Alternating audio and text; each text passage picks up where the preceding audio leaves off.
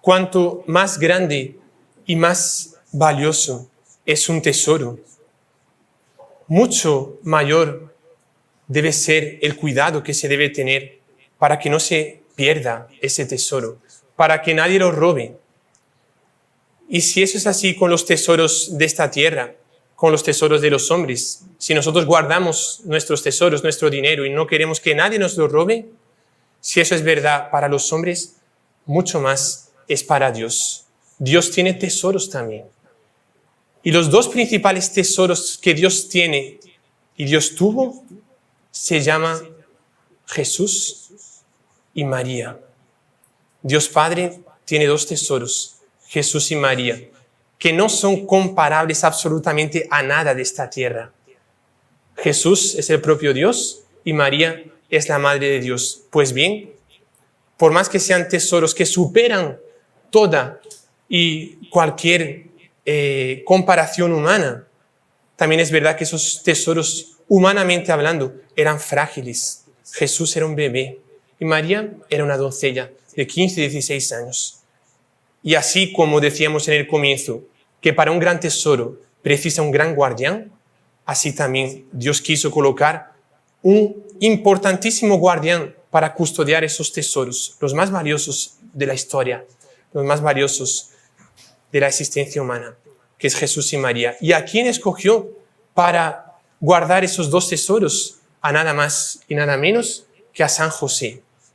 Qué importante debe ser San José, cuán casto, cuán santo, cuán puro debe ser San José para Dios haberlo llamado a esa vocación altísima de ser guardián de sus dos mayores tesoros, Jesús y María.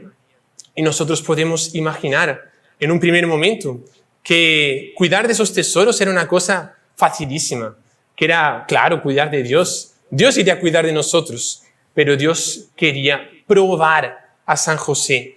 Dios quería darle el mérito de ser un héroe. Dios quería darle la gracia de ser el patrón de la confianza.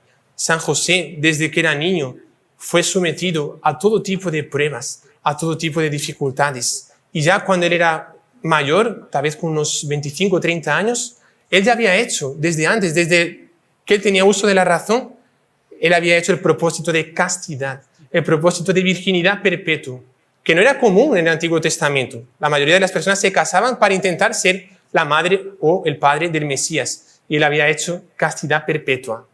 Esos lirios que San José tiene en el bastón simboliza la pureza. Y él que había hecho la castidad perpetua, la virginidad perpetua, un día, cuando la Virgen María terminó de servir al templo, ella entró a los 4 años y salió a los 15 años, los sacerdotes deciden que debería casarse la Virgen María. Y la Virgen María no quería casarse. También había hecho un propósito también de virginidad perpetua. No quería casarse. Pero en cierto momento, como que le dan a entender que era voluntad de Dios que se casase. Ella va, y miren qué interesante, cómo eran antiguamente las bodas, cómo era antiguamente todo mucho más sobrenatural, ¿no? Hoy en día es todo mucho más humano. La persona se apasiona por alguien, generalmente de forma pecaminosa, y después se casa y va a arreglar la situación. Antiguamente era todo sobrenatural. ¿Y cómo era el sistema? Para ver quién era el pretendiente de aquella mujer, que era María. La colocan en un patio, y había varios que habían ido para ver quién era quien Dios quería destinarlo como esposo. Y pedían un milagro a Dios, y Dios mandaba el milagro. Y todos iban con un bastón, con un cayado, y aquel a quien le floreciesen lirios en el cayado sería el escogido por Dios para aquella mujer llamada María. Aquella doncella propiamente, porque era súper joven, tenía 15, 16 años. Pasa el momento, comienzan a rezar, rezan a Dios, y San José estaba súper tranquilo, porque decía, justo a mí, imposible, porque yo hice delante de Dios un propósito de castidad. Y San José estaba tranquilo, mirando para otro lado. ¿Serio? Dicen que fue así. Y de repente comienzan a rezar y todo el mundo ¡oh! Comienza a mirar a San José, y San José es súper tranquilo, dice, esto aquí no es conmigo. Y de repente San José mira a la gente, mira el bastón, y habían florecido 3, 4, no sé, 5 lirios lindísimos. Perplejidad, dificultad para San José. Él había hecho voto de virginidad porque Dios se lo pidió. Y Dios le pide por un milagro que se case. Colapso mental, así, ¡fua! ¿Qué va a pasar aquí? Se conocen inmediatamente. Por la primera mirada, seguramente los dos, cuando se encuentran, uno siente que había hecho voto de virginidad y la otra siente que había hecho voto de virginidad. Y los dos entienden que ese matrimonio sería diferente a cualquier otro matrimonio que había existido. Matrimonio virginalísimo, matrimonio purísimo, matrimonio que sería prefigura de la castidad perfecta. Y los dos comienzan a entender que estaban llamados a constituir una familia sin hijos, pero siendo un matrimonio querido por Dios y enteramente vírgenes y practicando la castidad. Pasa el tiempo y tenemos el evangelio que hemos visto hoy. De repente San José, cuando había dejado a la Virgen María en la ciudad donde Isabel, su prima, vivía, San José la acompañó, solo que la dejó ahí. Pasan 3 meses, San José no sabía nada de la encarnación, de la fiesta que vamos a celebrar la semana que viene. San José no sabía nada. La Virgen María no se lo había dicho porque Dios no quería hacerlo saber a San José, porque quería probarlo, porque quería ver si él era fiel en la dificultad. Cuando San José llega después de 3 meses, ve las señales de la gestación. Ve que la Virgen María está esperando un hijo. Piensan por ahí, algunos autores, algunos que quieren hablar mal de San José y de la Virgen María, porque aquí dice que San José huyó, quiso huir. Y algunos dicen, porque San José pensó que la Virgen María había sido infiel. San José nunca pensó eso. Nunca. San José sabía perfectamente que era imposible que la Virgen María cometiese un pecado de infidelidad, jamás. Lo que San José pensó es lo siguiente. San José dijo, ella es tan pura y ha pasado esto. Eso significa que ella está tan cerca de Dios y pasa un secreto ahí que no consigo entender. Y yo soy tan indigno de estar junto a ella por esa elevación que Dios tuvo con ella, que yo no soy digno de estar con ella. Mejor retirarme. Y decide abandonarla. Y en esa noche que decide abandonarla aparece el ángel. San Asael se llamaba el ángel de la guarda de San José, uno de los 7 arcángeles que están siempre en la presencia del Altísimo. San Miguel, San Gabriel, San Rafael. Sabemos también de San Asael y hay otros 3 por ahí. Y San Asael le dice, no temas, es voluntad de Dios. Quédate con ella porque ella concibió por obra del Espíritu Santo.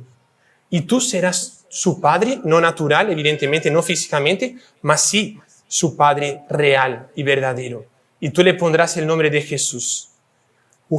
Tranquilidad. Una más, una aprobación más. Uno diría, solucionó el problema, todo está en orden. Tienen que ir a Belén. Y en Belén, cuando están llegando, el niño Jesús está para nacer, nadie los quiere recibir. Un montón de casas que había para poder vivir. Recordemos que San José era de Belén, por tanto conocía a la gente y nadie lo recibe. Otra aprobación, tienen que ir para una gruta. Después en la gruta aparecen los ángeles, aparecen los pastores y nuevas alegrías. La vida de San José es una especie de mezcla lindísima entre sufrimiento, cosas que él no entendía, y confianza. Sufrimiento, confianza. Sufrimiento, confianza. Nace el niño Jesús, uno diría, todo está solucionado. Herodes lo quiere matar. Tiene que huir para Egipto. San Asael, ángel de la guarda de San José, aparece, huye para Egipto. Voluntad perfecta en las manos de Dios. Si Dios lo quiso, vamos para Egipto. ¡Qué viaje difícil! San José hizo para Egipto. No tenían agua, no tenían lo que comer. Dice una cosa lindísima. Algunos místicos cuentan un hecho lindísimo, precioso, que una vez San José estaba a camino de Egipto, en ese desierto terrible. Hacía tiempo, hacía tal vez días, que no tomaban nada, ni agua, ni comida. Y el bebé Jesús era pequeñísimo. Y él estaba sufriendo. Estaba con calor. No tanto calor cuanto... No, sí, mucho más calor que aquí en El Salvador cuando hace calor. Mucho más, ni comparación. Porque estaban a camino de Egipto, en ese desierto. Y el niño Jesús pequeñito. Todo el mundo aquí ha visto ya bebés pequeños. Y estaba rojo, rojísimo. ¿De qué? De calor. Y no tenía lo que tomar, no tenía agua para beber. Y ellos tampoco, San José y la Virgen María tampoco. Y van caminando, nada. En cierto momento llegan a una gruta y San José como que le dice a la Virgen, esposa, si no haces un milagro, el niño Jesús se muere. Tienes que hacer algo. Y la Virgen María no le dijo nada, apenas le miró y miró abajo, a un pedazo de tierra así, a una tierra que había abajo en la gruta. Y con la mirada San José entendió que tenía que cavar un hoyo, un agujero, y que de ese agujero saldría agua. Más o menos como en Lourdes, la Virgen María le dice a Santa Bernadette, bebe agua aquí, de esta tierra. Y Santa Bernadette comienza a cavar y sale agua, un manantial de agua que hasta ahora brota. Dicen que San José comenzó a cavar, porque él decía, la Virgen María no miente, la Virgen María no miente. Comienza a cavar y sale nada. No había nada. Probación para San José, ¿será que la Virgen María mintió? Nunca jamás pensó eso. La tentación, pero no consentimiento a la tentación. En cierto momento él ya destrozado por la probación, viendo que su hijo se moría, en cierto momento el niño Jesús estaba así, San José lo tenía en los brazos, no me acuerdo si era San José o era la Virgen María, pero estaba ahí cerca del hoyo donde había cavado. En cierto momento el niño Jesús sufría tanto que comenzó a llorar. Y el niño Jesús se le salió una lágrima así. Y cuando cayó esa lágrima, cayó justo en lo más profundo de ese agujero, de ese hoyo que había cavado. Cuando la lágrima cae en tierra, comienza a nacer un manantial de agua. Y decía nuestro fundador, es o son de los agujeros, de los hoyos, de los fracasos, que nace el manantial de la confianza. ¿Cuántas y cuántas veces pasó eso a San José? Cuando parecía todo perdido, confianza. Y eso es una señal para nosotros también. Nosotros tenemos muchísimas dificultades. Todos aquí tienen dificultades, todos. Algunos más, otros menos. Confianza. Vemos la guerra en Ucrania. Confianza que Dios nos ayuda. Pasa el tiempo, San José vuelve a Nazaret y él quería estar la vida entera con su hijo. Cuando estaba ya cerca, recordemos que Jesús vivió 33 años. 30 años pasó en la casa o junto con la Virgen María y San José, 8 en Egipto y después el resto en Nazaret. ¿Qué hechos lindísimos deben haber pasado en esos 30 años? Aquí algunos tienen más de 30 años y han pasado muchas cosas en su vida. Imagínense qué habrá pasado en la vida de ellos tres, de la Virgen María, de San José y del niño Jesús. Y en cierto momento, cuando llegaba el momento más importante de la historia de Jesús, que era cuando él iba a aparecer al público, comenzar a hacer los milagros, a enfrentarse con los fariseos y a expulsar a los demonios, cuando San José estaba preparándose para eso porque sentía que llegaba el momento, Dios le pide un paso más. Dios le pide la muerte. Dios le pide que abandone esta tierra.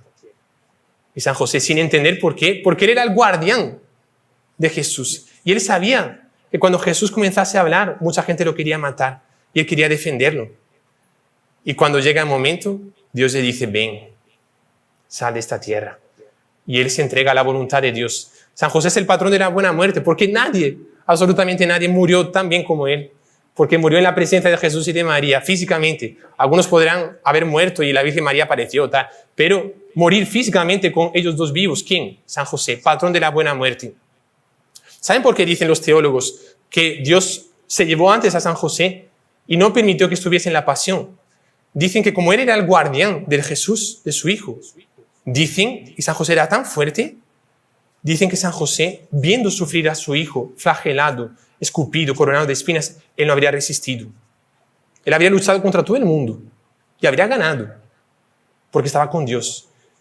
Y la redención no hubiese sido operada si San José estuviese vivo, porque él no permitiría que Jesús muriese en la cruz. Imagínense qué hombre es San José. Y nosotros volvemos hoy nuestros ojos a San José y le decimos, José, tú cuidaste tan bien del cuerpo de Jesús durante esos 30 años. Y tú fuiste llevado de esta tierra porque no permitiríais que el cuerpo de Jesús fuese en nada manchado, en nada lesionado, en nada herido. Pues bien, José, vos veis que el cuerpo, no ahora el cuerpo de Jesús físico, sino el cuerpo místico de Jesús, llamado Santa Iglesia, está siendo destrozada, está siendo vituperada, está pasando por tantos ultrajes. Y podemos decir, San José, cuidad de la Santa Iglesia como vos cuidasteis de vuestro Hijo Jesús. Ella es la esposa mística de vuestro Hijo. Cuidadla, cuidadla y danos la gracia de a vuestro servicio, a vuestro comando. Vos sois nuestro general, danos la gracia de poder servir a Dios, a la Virgen y a usted, a vos, José, en esta batalla por la Iglesia, por la salvación de las almas.